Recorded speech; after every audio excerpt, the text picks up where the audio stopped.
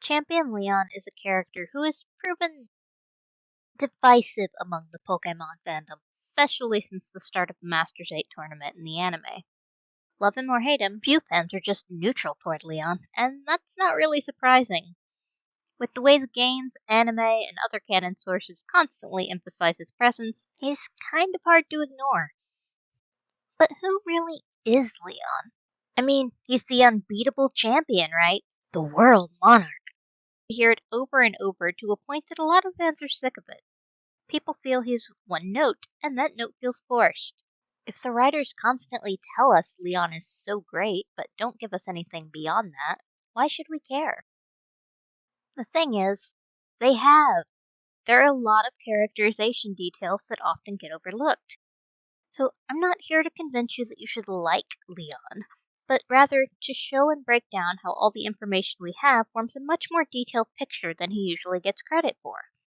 My goal is simply to show how, from a writing standpoint, Champion Leon is a good character actually. First, a quick spoiler warning and a bit of context.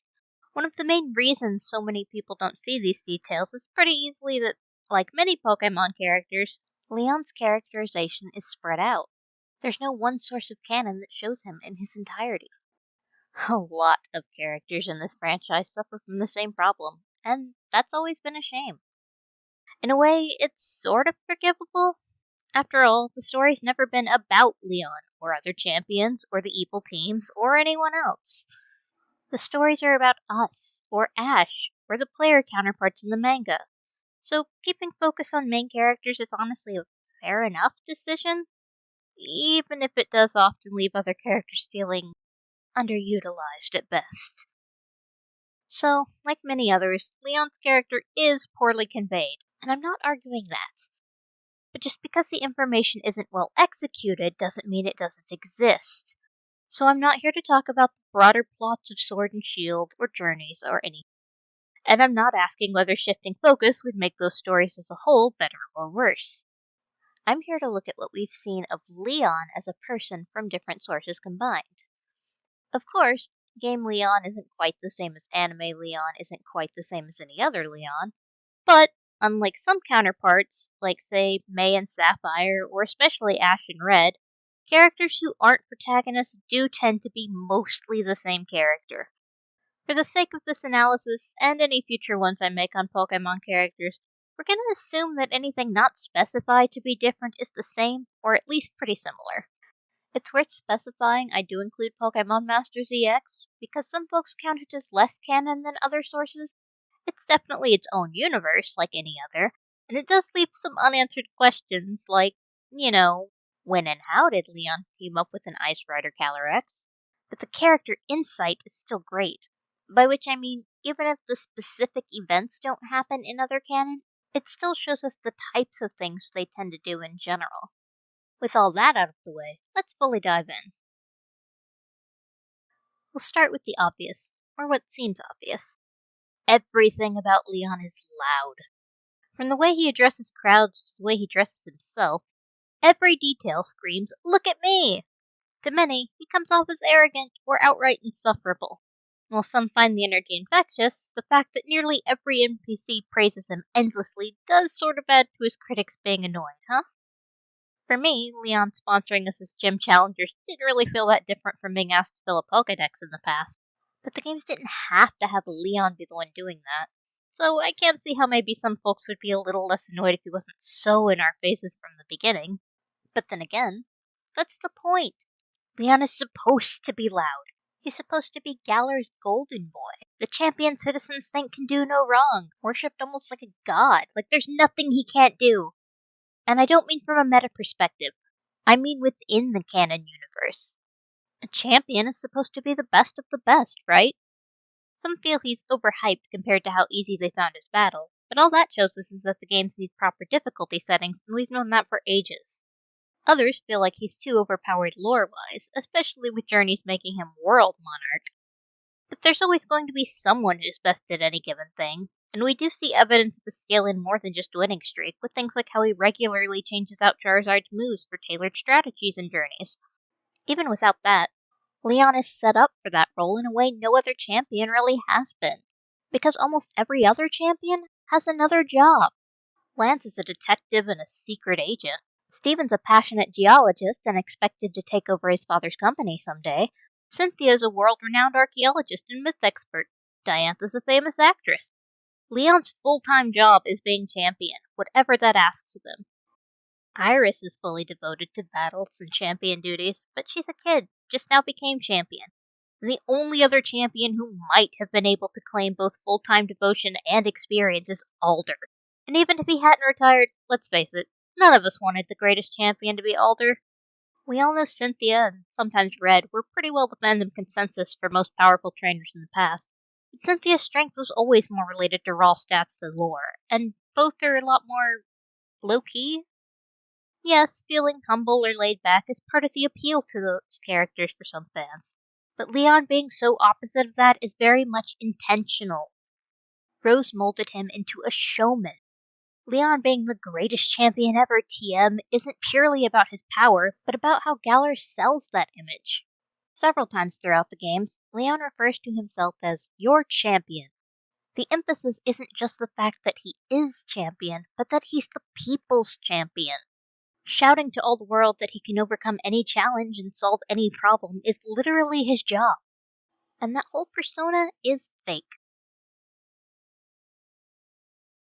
In episode 100 of Journeys, Sonya says that directly. He's undefeated as champion, but if you're imagining a worldwide hero figure or some perfect celebrity, he's kind of the opposite.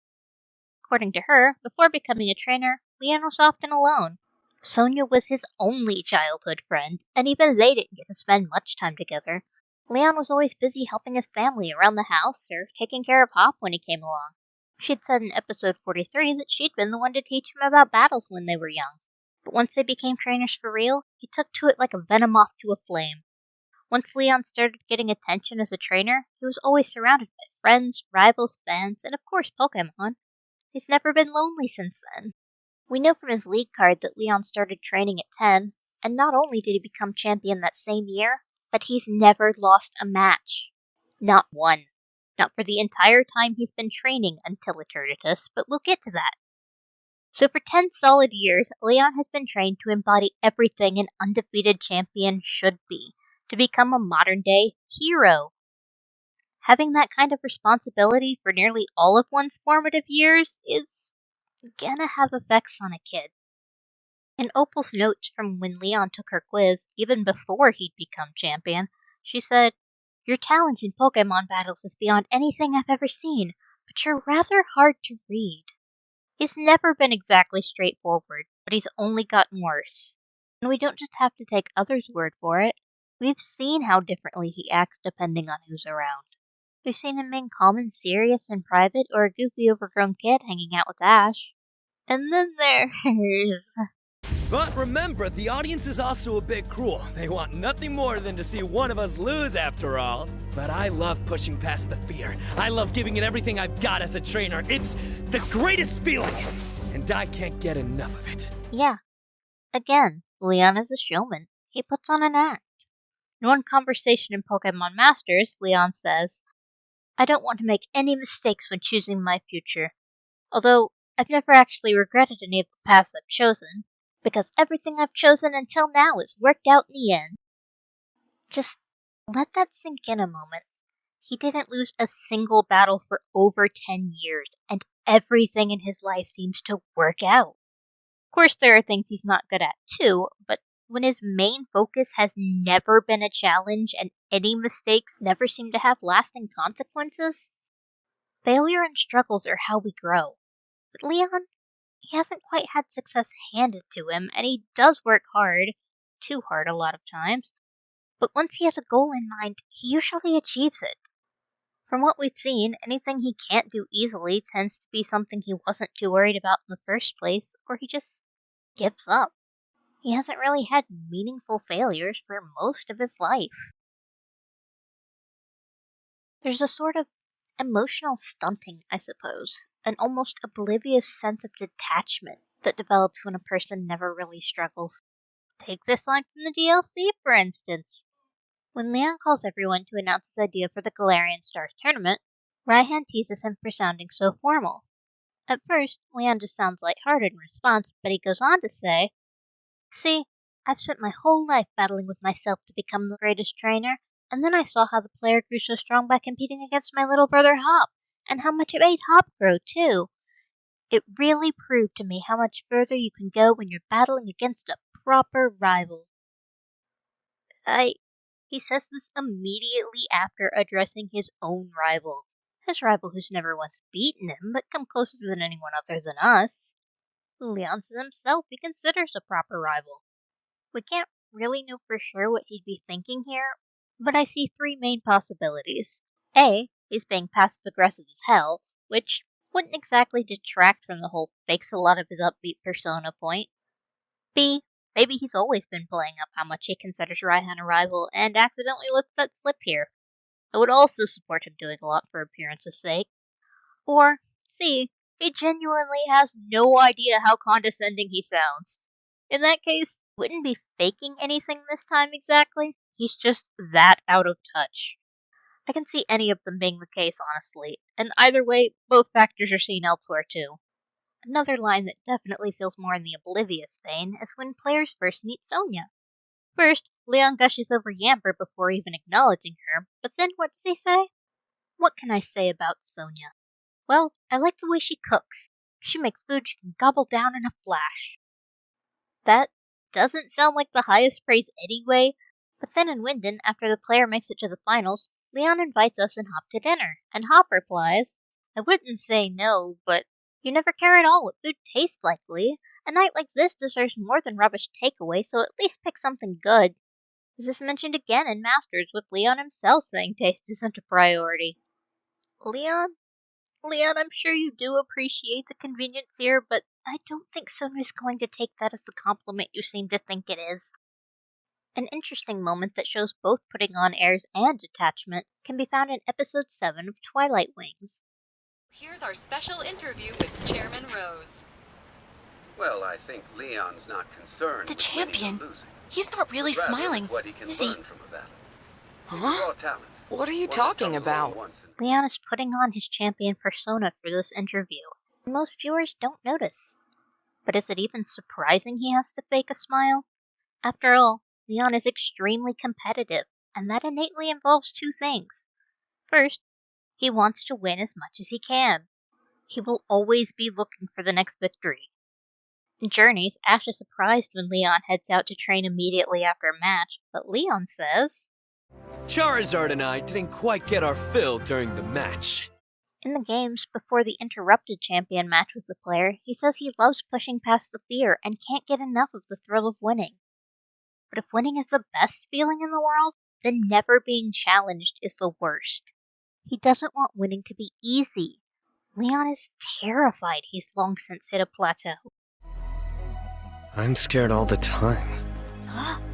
I've never lost a Pokemon battle before. And that scares me a lot. I'm scared I've reached my limit, and I can't grow anymore. That I can't get any stronger than I am now. In Twilight Wings, Opal says, Well, sometimes I can't honestly tell if he wants to win or to lose. and honestly, why not both? He does want to lose, but just enough to make it mean more when he wins. He wants to lose, but never on purpose. He's bored of winning like this. He wants to be challenged. Of course, we all know there's at least one thing Leon is incredibly bad at, right?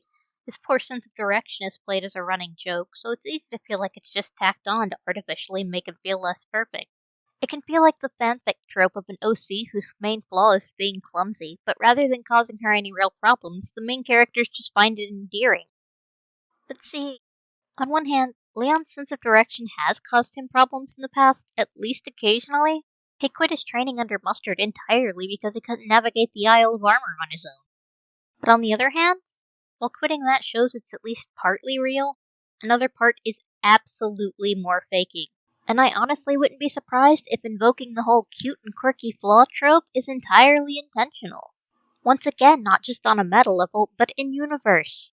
Everyone knows that their otherwise infallible champion is so bad with directions. He's almost always smiling when he mentions it. Playing up just how bad such an obvious flaw is would make him feel more approachable and relatable to the average citizen. And what evidence do we have he's doing that? Well, for starters, let's look at starters. If players look at Grookey in the beginning of the game, Leon says, "The grass-type Pokemon Grookey, eh? It's soothing, like a nice long walk in the woods." That on its own shows he's not exactly afraid of getting lost. He finds wandering in the woods soothing. But what's even more interesting about this line is, this particular bit might be speculation, but consider for a moment, where are the closest woods to Leon's home? Of course, he's traveled all of Galar by now, but it's still entirely possible he used to wander around the Slumbering Weald as a kid. It's even more possible given we know Sonia's been in it before, and given this next part isn't speculation. When Hop and the player chase the Wooloo into the Slumbering Weald and get lost, Leon not only comes and finds us, but deflects when Hop asks how he did. Awfully strange for someone with zero directional sense, don't you think? Then again, when Leon first sees Hop at the Wedgehurst station, he says Hop's grown exactly 1.25 inches since last he saw him. And Hop confirms he's right, which shows us Leon actually is good at spatial recognition. Considering that, I'm entirely convinced he can't follow directions well or read maps, but can recognize landmarks, assuming he doesn't get lost in between them. That's pretty common with a lot of real-life things that cause directional difficulty, and it would certainly explain how Leon gets where he needs to go enough to function on a daily basis, especially off-screen, huh? If you're not quite convinced, please take a look at this moment from Twilight Wings. What are you doing out here? I got a little lost on the road. Lost? Oh, sure, that tracks. I mean, everyone knows he's so bad with directions. Nothing suspicious here, folks. Surely the champion of Galar couldn't be procrastinating getting to an event. I mean, why wouldn't he be eager to go? Listen, I understand that might be reading too deep, but this is also the same episode that just told us Leon is often faking when he smiles. Not even 3 minutes before this. This man is literally, visually, lying through his teeth. Leon is tired of routine. The boredom is eating him alive, and it shows. We only caught a glimpse of Leon climbing, but that's a pretty high steep cliff to just be casually free climbing, huh? From facing any fight head-on to exploring when he knows perfectly well he's gonna get lost, reckless abandon is par for the course. A lot like somebody else we know.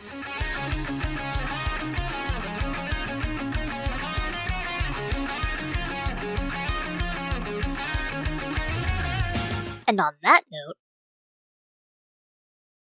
never is Leon's recklessness made clearer than in this scene. That was the best! So, Ash, how do you like skydiving? Oh, I thought the first time watching. A super fast nosedive? Yeah, that sounds on brand for Leon. Alright, Charizard, return!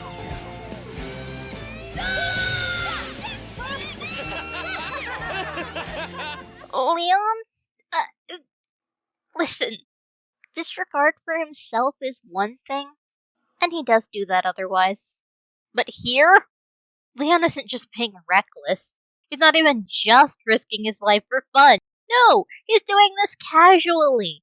This is, apparently, something that's so normal to him that having Ash join him with next to no warning sounds totally reasonable. And I mean, thankfully this is Ash, and I guess Leon's seen some of his fearless nature before. But sir, exactly how desperate for an adrenaline rush are you that Wow, Leon, do you train like this every day? Yeah, fun, isn't it? Leon. Yeah, that tracks. The similarities to Ash go a lot further, though. Characters call direct attention to it, even. After Sonia says that Leon's perfect hero persona isn't really him, Go asks what he is like. Let me see. He can't sit still when he sees a Pokemon. Kinda like a really big kid who just loves all of them. A kid who really loves Pokemon, you know? That sounds just like Ash! Soft and puffy. Puffy, just like a big cloud. Of course, there are plenty of differences, but their core traits are very similar. So why do more people like and root for Ash? It's literally because he fails. Because he struggles. Because we've seen him fall down so many times and get back up, and how he's learned from those failures. Leon's never done that, on screen or off. In essence, Leon is what would have happened if Ash had been overwhelmingly skilled from the beginning. He's never had enough struggles to humble him or temper his flaws, so he has a lot of the same faults as Ash, but worse. And honestly, that's great for his role in the anime as a final hurdle for Ash to overcome. And more than that even, I've seen people afraid of Ash winning the Masters 8 because they fear if he becomes the new world monarch, he either has to be undefeated from now on, or losing again would undermine his victory. But no. All Ash has to do is show that he's still skilled. Losses should feel important, or reflect a new Pokemon's inexperience more than his, or both. But not being allowed to lose again? No! That's Leon! In a way, Leon serves as a cautionary tale to Ash, reminding both him and the audience that losing can be an exciting opportunity to learn. Those aspects may not be quite as perfectly suited for other versions of canon, but like we established, NPC counterparts tend to be about the same character. That means when creating new major characters, the writers have to consider how they can fit into every other major adaptation, not just the games they debut in. So these parts of Leon's are ideal for the anime, and more emphasized there because they're more relevant, while other things get shown more elsewhere.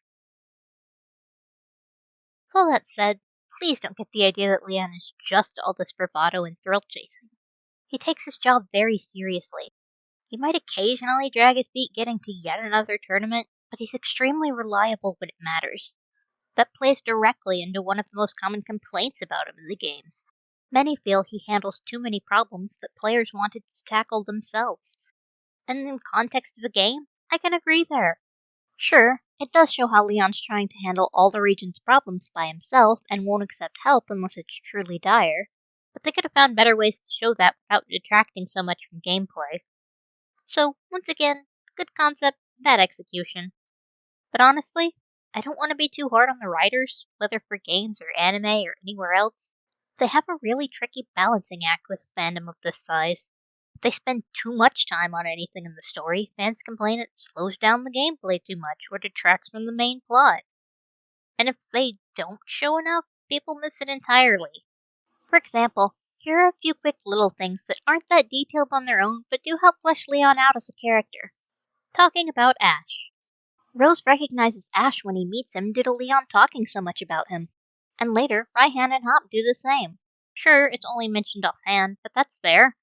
It'd be boring to watch him recount what we've already seen, but it still tells us several times that Leon's more open about expressing his interest in downtime than public. His relationship with Hop. Leon clearly cares about Hop. He's said to have helped raise him even. Yet Hop's grown over an inch since Leon was last able to visit. Hop both idolizes and envies him, and it's really a shame we don't get to see more of their dynamic. After Hop's loss to Bede, Leon says it might be the first time he's heard Hop apologize for anything.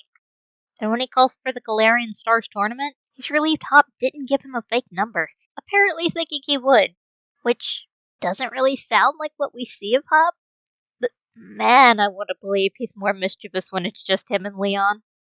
Leon living in fear of being pranked by this child sounds great. His fashion sense. No, really. We all know his standard outfit is pretty ridiculous, but this goes a lot further. Like, there are literally 38 hats in his room that we can see at his parents' house. I fear what his own place might look like.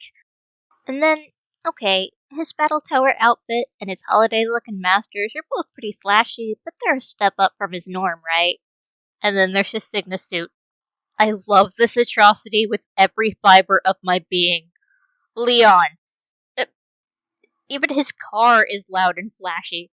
He has a Charizard. His cape. At a glance, this could go under fashion, but there's more to it than that. In his debut event in Masters, Leon at one point is talking to Lance and Steven. Lance says his cape is about emphasizing his presence, but Leon doesn't see his that way. All the sponsor logos? They're not just something he has to wear for work. Leon says he sees them as reminders of everyone who supports and relies on him, and he won't let them down. Leon does everything he can to never let anyone down. He's a people pleaser well beyond the point of fault. Whether solving problems, battling for crowds, or just making time for every fan who approaches him, he's constantly struggling to balance what he wants for himself with what everyone expects of him. And the latter pretty much always takes priority.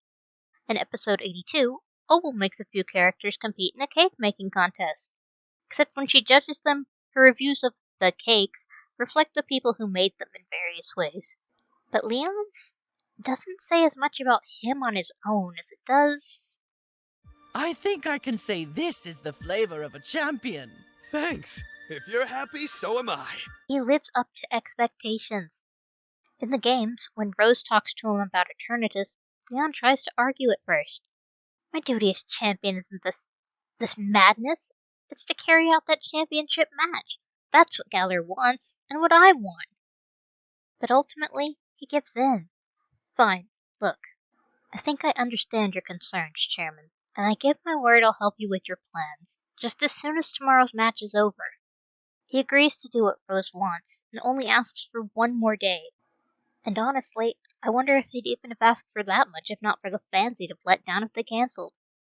My favorite example of just how hard Leon pushes himself, though, comes from Pokemon Masters. In the 2021 holiday event, Leon and Nessa agreed to deliver presents around Paseo. The event also marked the first time Sonia came to Paseo. She'd come to spend the holidays with her closest friends, but had gotten so absorbed in her own work that she didn't see their text about being busy. Of course, she was understanding, but still disappointed. Nessa eventually went out of her way to make some quality time for Sonia. But Leon? Leon kept working late into the night until Calyrex decided enough was enough. The next time they saw another human, Calyrex possessed Sawyer to speak through him. It basically told Leon, "Hey bud, you're working hard, and that's great. But if you don't take some time off to nurture your personal relationships, you are going to lose all of your friends. And if you do, you might not be able to get them back." Hot damn. So, of course after that reality check, Leon realized the presents could wait, right? Nope. Instead, he just pushed himself and the Pokemon harder to finish faster and have time for his friends that way. Leon. So yeah, Leon being the unbeatable champion isn't quite as straightforward as it's usually treated. A lot of his strengths and flaws alike end up contributing to a lot of recklessness or self-destructive behavior. But there are two key points that make that all the more tragic. The first is that it isn't all that surprising he'd end up like this. With his prodigious skills, once he became a Pokemon trainer, his life was suddenly on easy mode, but filled with people who adored him. Considering how immediate and sharp the change was from him usually being sad and alone before, it'd be surprising if he wasn't afraid on some level of losing everything just as quickly. Which is exactly what makes the second thing tragic. That doesn't happen. When Leon does eventually lose, no one loses faith in him except himself. The excessive length he's gone to maintain this perfect image hasn't even been necessary. Which leads us at last to Eternatus. I assume anyone watching this knows the gist of the battle, but I want to focus on a few details. First, pure stats. Do all of you know how strong Eternatus actually is? I assume some do, but for those who don't, its base stat total is 690. To put that in perspective, not counting its own Eternamax form, there are only 19 forms of Pokemon with higher stats. 16 of those are Mega Evolutions of Pseudos or Legends, Primal Reversions, or something similar, or fusions of Legendaries. 2 of the final 3 are the Crown Sword and Shield forms of Zacian and Zamazenta, and the last one is Arceus. In other words, the only Pokemon more powerful than Eternatus without some sort of power-up form change is the creator deity itself. Just take a moment to let it sink in that Leon and his team held this nightmare off by themselves until the player or Ash arrived. Size may not always equate to strength when it comes to Pokemon, but being 20 meters long is still kind of an intimidation factor. That's over 5 meters longer than Wailord and nearly twice the size of the next several tallest. There's big, and then there's significantly larger than any known species in the entire world. Leon never turns down a challenge and never neglects his duties to protect Galar, but all the same, on the off chance there wasn't an off factor to start, imagine the fear setting in when his Pokemon started going down. when he saw he couldn't Gigantamax like he expected. Imagine Leon, the champion who's never failed at anything important, the undefeated monarch, being so injured that he couldn't stand, feeling powerless for the first time he can truly remember, helpless to do anything but watch as kids handled this beast that he felt like he should have protected everyone from, knowing firsthand how terrifying this creature's power is, at least in theory, because then it went and got even stronger. Knowing if it could wipe out even him so easily, its power would prove outright apocalyptic, even without the rampaging Dynamax Pokemon its power is also unleashing. In most versions of canon, watching his own baby brother risk his life doing something Leon failed to do. Being so helpless he couldn't even try to shield Hop. Listen, some players also found the Eternamax fight too easy. Again, we do need difficulty settings. But I want to emphasize this. Those 19 Pokemon between Eternatus and Eternamax in strength. The 3 tied for strongest are both forms of Mega Mewtwo, hardly surprising, and Mega Rayquaza, the Pokemon so overpowered it got banned from being banned. Their base stat totals are 780. These are the Pokemon closest in power to Eternamax. Eternamax's base stat total is 1125, well over 1,000. And our mascot wolves and their crown form both equal in stat total to Arceus. It required 2 powerful trainers and 2 demigods working together to take down Eternamax. Not to mention, no one ever acknowledges it. And yes, I understand that in terms of game mechanics, its HP is full when we started fighting it. But logically, in a lore sense, that was after Leon wore it down some. Eternatus was a wild climactic fight. But we're not done yet, no, because you remember what happened next in the game's canon? We had our championship battle with Leon, only 3 days after that fight. Since first beating him in Sword when it was new, I've had to wonder, had Leon and all of his Pokemon actually fully recovered by then? Hop kind of asks the same question. The first episode of Pokemon Evolutions actually answers that to some extent, and that answer is, nope. While the jury's out on whether everyone physically recovered, we do see a glimpse of how Leon's holding up mentally, and he is very much not okay. As he dwells on this overwhelming failure, we can also hear the announcer emphasizing how he's undefeated, so that's fun. And though he'd calm down by the end, an experience like that doesn't just go away.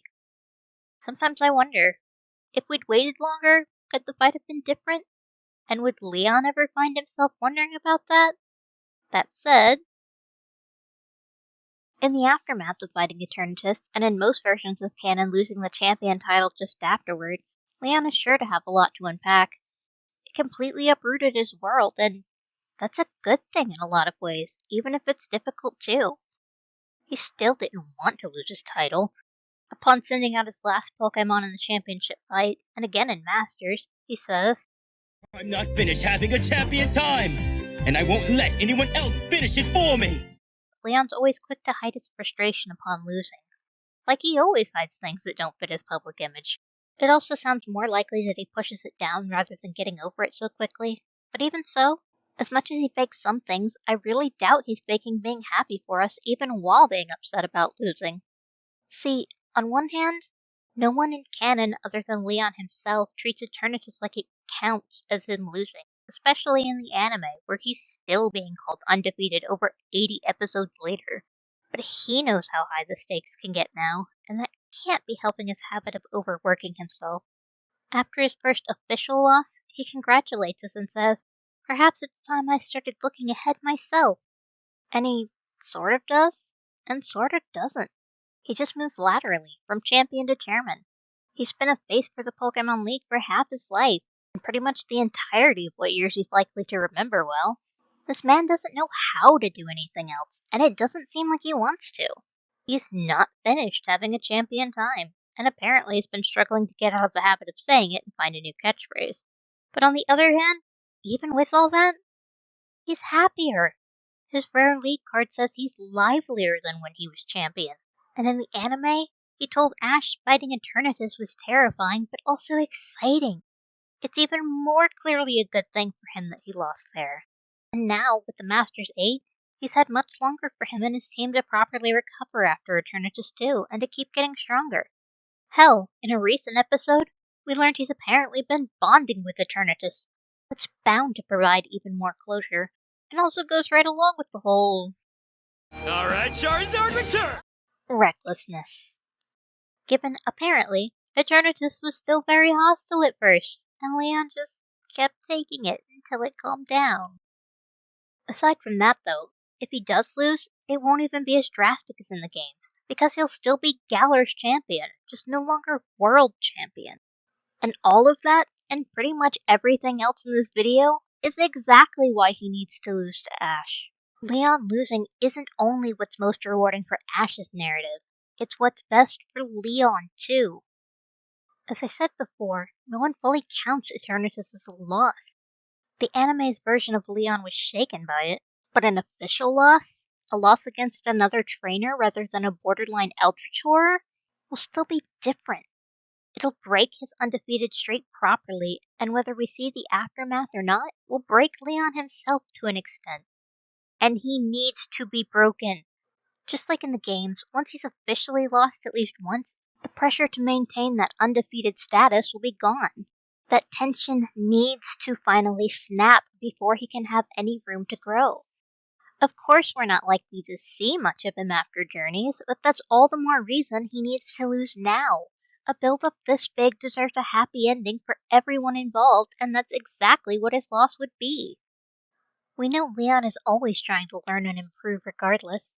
We've also seen that with how intently he watched the other matches in the Masters 8, and especially with picking up Ash's counter-shield tactic so quickly. But even he knows how effective a teacher failure can be. Whether this advice comes from experience outside of battles or is something he learned from watching others, it's a good mentality. Let him lose. He'll be happier if he does. So we've established there's a lot more to Leon than he tends to get credit for in both personality and actions. But does being a fleshed out character make him a good character? By some metrics, sure. In some types of media, characters that have enough depth to invoke emotion are one of the biggest draws. And of course, even minor characters can still be very likable. But for those who do have major roles in more long-form stories, a good character is ultimately one who both has depth and serves the greater narrative effectively. In the main games, Leon acts as both a figurehead for the League and the protector of Galar.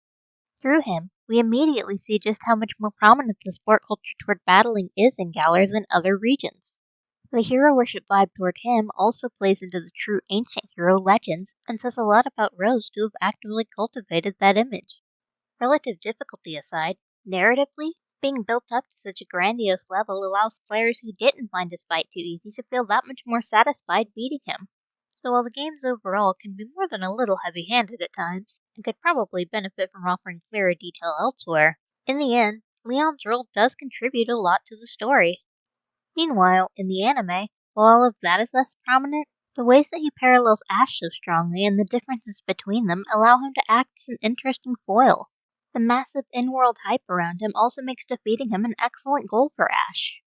As ambitious as Ash can be, it still hasn't quite set in for him what being a champion really means. Of course, he could have decided to enter the World Coronation Series regardless, but doing so without fully registering the status it would earn him, entering with the main focus of battling one strong guy he thought was cool, is extremely on brand for Ash. That impulsiveness is endearing, and it helps maintain his humility even alongside his confidence and ambition. But now here he is, growing rapidly closer to such a huge milestone in his long-term dream. Leon's role in the anime allows Ash to grasp that victory in a way that's built at far greater scale than anything he's ever done before. Being presented as the undefeated champion among champions in the games contributed to being all the more hyped here. The scale of the World Coronation has brought together so many pieces of Ash's history, because of course tons of people would hear about it. Leon is a pivotal part of Ash being able to achieve this in a way that so celebrates the long road Ash traveled to get here. And now, with the finals underway, he's offered one more boon to the narrative. Leon craves a true challenge more than anything. He loves battling with a passion, and he's always been happy to ignore the rules to help himself and everyone else have a champion time. Calling for Ash to be able to use his full arsenal even though Leon himself can only Dynamax? Using his showman skills to appeal to the crowd to help make it happen? All that is extremely on point, isn't it? So yes, I absolutely believe Ash will win. And when he does, it will be exciting for both of them. I want to emphasize again, absolutely none of this means you have to like Leon. You're allowed to find this type of character annoying or boring or whatever else. And you're definitely allowed to feel frustrated by some of the plot execution in general. Arceus knows I'd have liked to see Alon get more than 5 seconds of screen time. But for all journeys potentially could have done better, Leon's overall role in the story is one that's doing a lot for Ash's narrative as a whole, and it's set up perfectly for Ash's victory. This late in the series, we should want the protagonist to win. Leon being too easy in the games is literally one of the biggest complaints there, so of course we don't want Ash's win to feel underwhelming too. Leon needs to be powerful for the fight to feel like a true world championship, and being a polarizing character honestly helps too. People who find him arrogant should want to see him knocked down a peg, and people who like him should still want to see him lose for his own good. So many factors about him make him a perfect final obstacle. Leon is both well-rounded and actively contributing to the stories he's part of. And that, my friends, does indeed make him a good character. And I never want to see him called flat and poorly written again. To everyone who made it through, thank you so much for watching. My name is SG, and I just really love talking about characters and stories. This has been my first video essay, but I'm hoping to make more in the future about characters from a variety of series. Some might also be collections of smaller analyses on groups of characters, comparing characters from different series, or looking at interesting ways plots are handled in different series, among some other ideas. If any of that interests you, be sure to subscribe. And if you enjoyed this video, leave a like and maybe share with your friends. Thank you again, and I hope you all have a great day. Until next time.